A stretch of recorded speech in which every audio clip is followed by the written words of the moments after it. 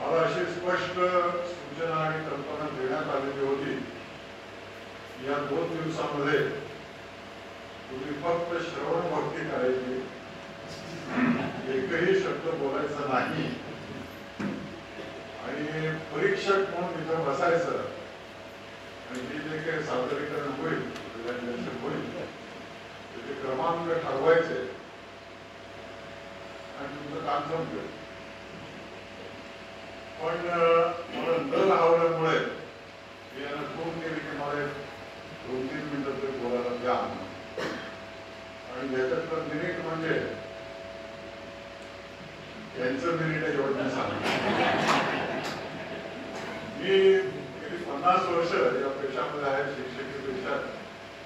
माझ्या मते मी काही 100 असे परिसंवाद ऐकले.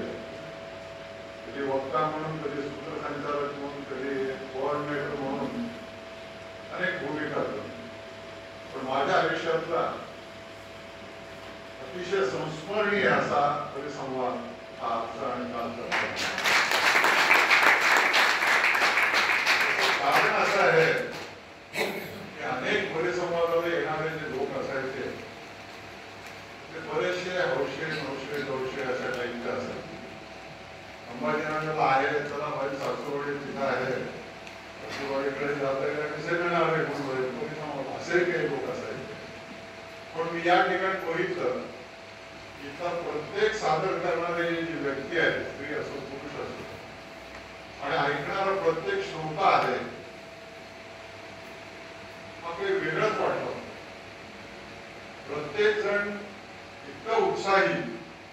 आता मी थोडं संख्याशास्त्र शिकला असल्यामुळे फटाफट हिशोब केला की 15 लोकांमध्ये 8 महिला आहेत आणि 7 पुरुष आहेत. आणि महिलांचा उत्साह हा प्रचंड होता असं माझ्या लक्षात आलं.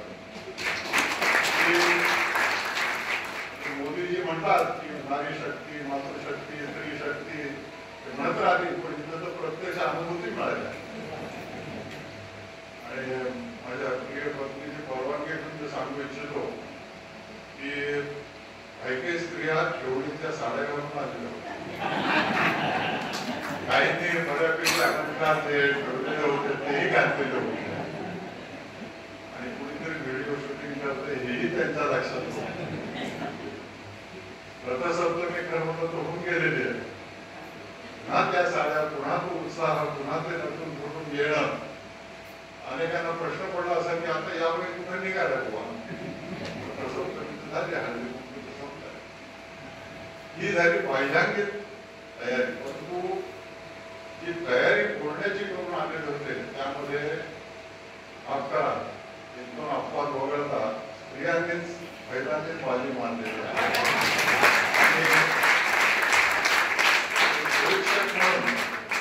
मला असं सांगावं असं वाटतं की या बाबतीमध्ये महिलांना जास्तीत जास्त गुण दिले गेलेले आहेत आणि तुलनेने पुरुषांना कमी मिळालेले आहेत. आणि आजचा जो षटकार मारला गेला तो दुरस्त पद्धतीने मारला गेला. त्या नव्हत्या प्रत्यक्ष ऑडिओ रेकॉर्डिंग जे पाठवलेलं होतं, लक्षपूर्वक ऐकत होतो. माझ्या मते अतिशय अभ्यासू वृत्तीने आणि परिश्रमपूर्वक एखादं प्रेझेंटेशन कसं असावं त्याचा तो एक वस्तुपाठ होता. आणि आमच्यासारख्या प्राध्यापकांना त्याच्यातून खूप बोध घेण्यासारखं आहे हे माझ्या लक्षात. या कार्यक्रमाची सुरुवात जेव्हा झाली, आम्ही इथे बसलो होतो आणि यांनी जेव्हा ते स्वागत गीत सुरू केलं हे आणि यांच्या सहकार्याने, मी अक्षरशः भारावून गेलो. आणि यांना उत्कृष्ट प्रकारे काहीतरी दाद द्यावी असं मला वाटत होतं. पण माझी रुची अशी होती की आमच्या स्वागतासाठी ते असल्यामुळे मला दाद द्यायला काही स्कोप नव्हता. ती कमी आज पूर्ण केली. आमची यांच्यामुळे स्टेट बँक ऑफ इंडियाचे ट्रेनिंग सेंटर मधले आहे, तिथे ट्रेनर म्हणून जायचं होतं. हे आपल्याला माहिती नव्हतं. इतक्या उत्कृष्ट रचना असलेल्या आणि चांगली चाल असलेल्या स्वागत घेणारी या परिसंवादाची सुरुवात होते. इंग्रजीमध्ये एक म्हण आहे, well begun is half done. सुरुवात उत्कृष्ट झालेली होती आणि आजच्या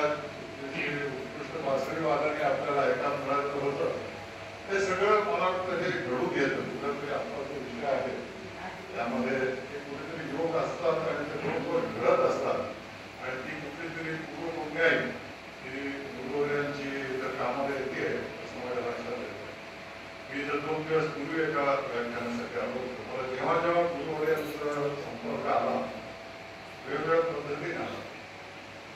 मला आठवतं मी एकदा समर्थ राम मंदिरामध्ये त्यावेळेस होतो. आम्ही एक ज्येष्ठ समाजसेवकांचा सत्कार केला. त्याचं वैशिष्ट्य असं होतं की जे शासकीय सेवेमध्ये काम करणारे आणि निवृत्त झालेले, परंतु सेवाभावाने त्यांनी शासकीय सेवाही केली आणि नंतरचं जीवनही व्यतीत केलं, अशा लोकांचा तो संस्कार होता.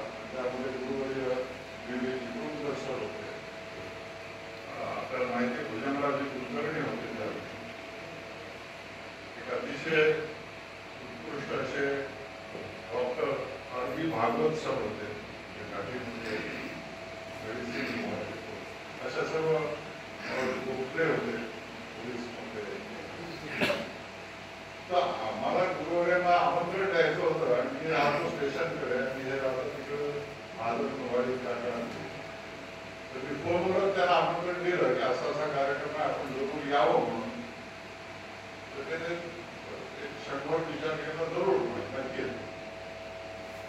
तर हे फोनवर झालं, प्रत्यक्ष जाऊन त्यांना भेटून आमंत्रण देणं योग्य झालं. म्हणून मी त्यांना फोन केला. एक फॉर्मॅलिटी म्हणून म्हणा काही म्हणा, पण तुम्ही आपल्याकडे देऊ इच्छितो आणि आपल्याला ते आमंत्रण पुन्हा एकदा देऊ इच्छितो. त्यावरचं त्याचं उत्तर मला आजच म्हणालं. या गोष्टी 30 वर्ष झाले असते.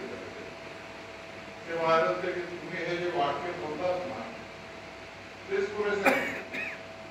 तुम्ही पेट्रोल खर्च करून, वेळ खर्च करून, प्रदूषण वाढवून इथे येणार आणि हेच जर बोलणार असाल तर तुमचं आमंत्रण आम्हाला पावलं, आम्ही तिथे येणार. आणि हा बोध मी अनेक वर्ष खूप बोललो.